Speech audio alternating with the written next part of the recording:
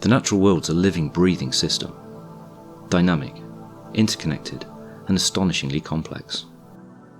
Yet too often, our attempts to manage it overlook this complexity, leading to unintended outcomes.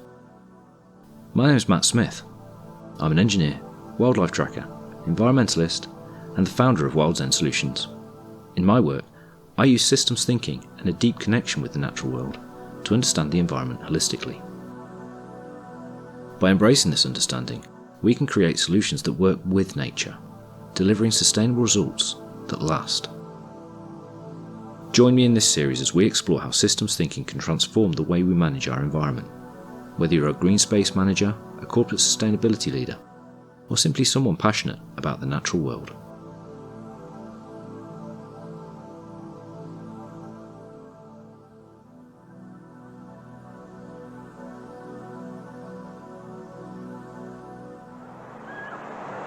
Over the course of this series, we've travelled through the intricate world of complex systems.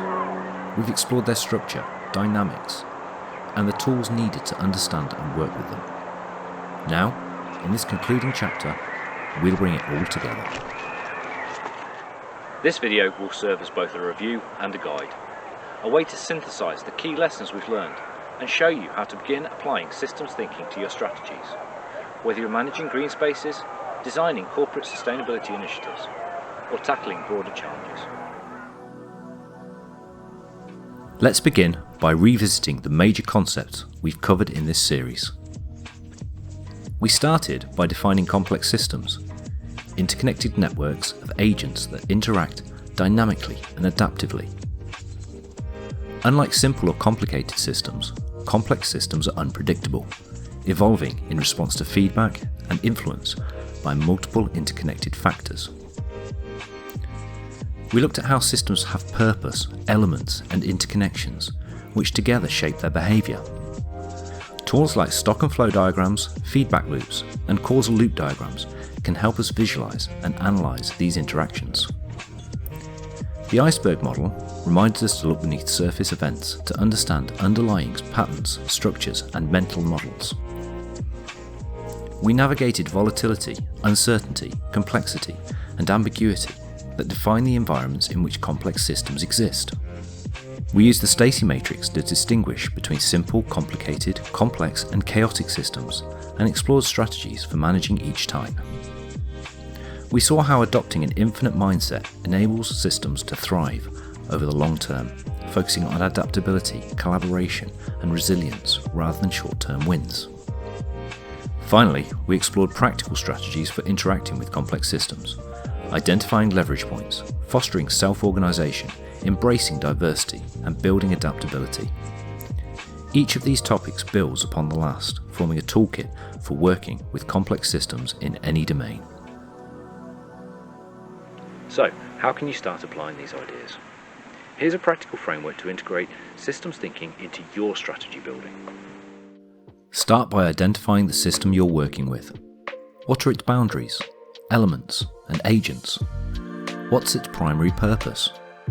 In managing a green space, your system might include the plants, soil, water, and wildlife, with the purpose of creating a resilient, biodiverse ecosystem.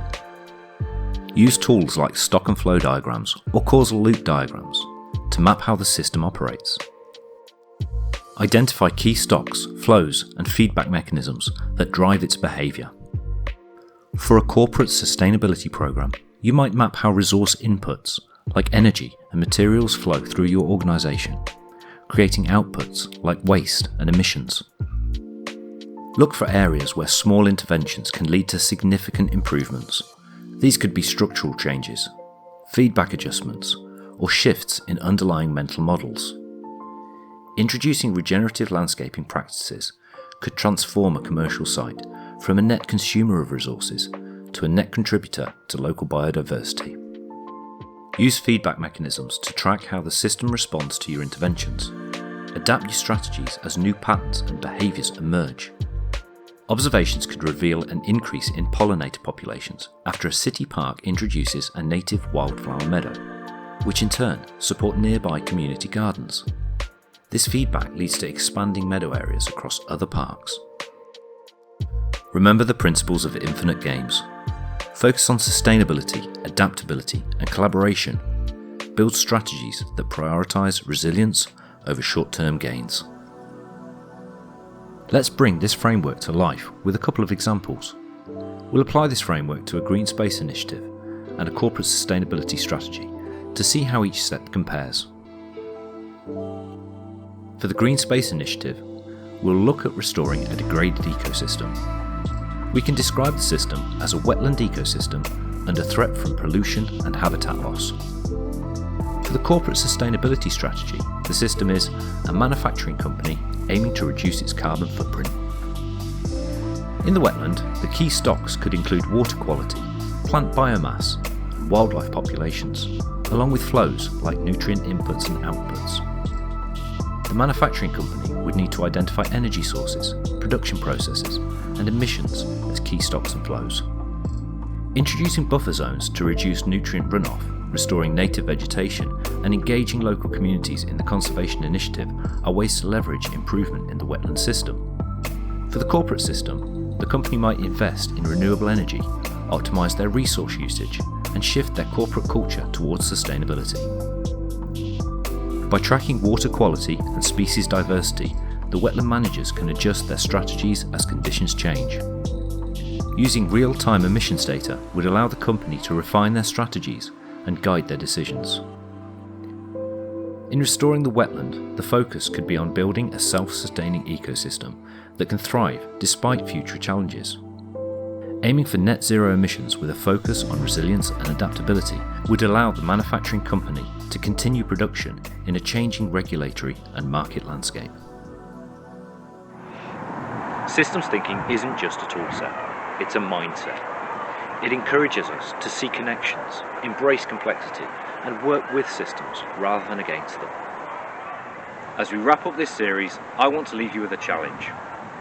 Take a system you're involved in, whether it's an ecosystem, a team, or an organisation, and begin applying the principles we've discussed.